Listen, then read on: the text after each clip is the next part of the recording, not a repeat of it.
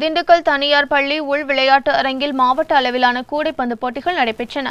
மாவட்ட கூடைப்பந்தாட்ட கழகம் சார்பில் நடைபெற்ற இந்த போட்டியில் திண்டுக்கல், வடமதுரை, பட்டிவீரன்பட்டி, பழனி, ஒட்டன்சத்திரத்தைச் சேர்ந்த 12 ஆடவர் அணி மற்றும் 4 மகளிர் அணிகள் பங்கேற்றன. லீக் முறையில் நடைபெற்ற இந்த போட்டிகளின் மகளிர் இறுதி ஆட்டத்தில் STAD அணி 46-39 என்ற புள்ளிக்கணக்கில் PSNA கல்லூரி அணியை வீழ்த்தி சுழற்கோப்பையையும் 5000 ரூபாய் பரிசும் பெற்றது.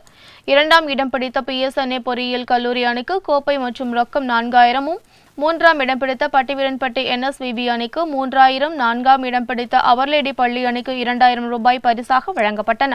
ஆடவர் பிரிவில் GTN கல்லூரிக்கு சுழற்கோப்பை மற்றும் ரொக்கம் 10,000 ரூபாய் வழங்கப்பட்டது. 2ஆம் இடம் பிடித்த ACLS அணிக்கு 7000, 3ஆம் இடம் பிடித்த PSNA அணிக்கு 5000 மற்றும் 4ஆம் இடம் பிடித்த வடமதுரை கூடைப்பந்து அணிக்கு 3000 பரிசாக வழங்கப்பட்டது.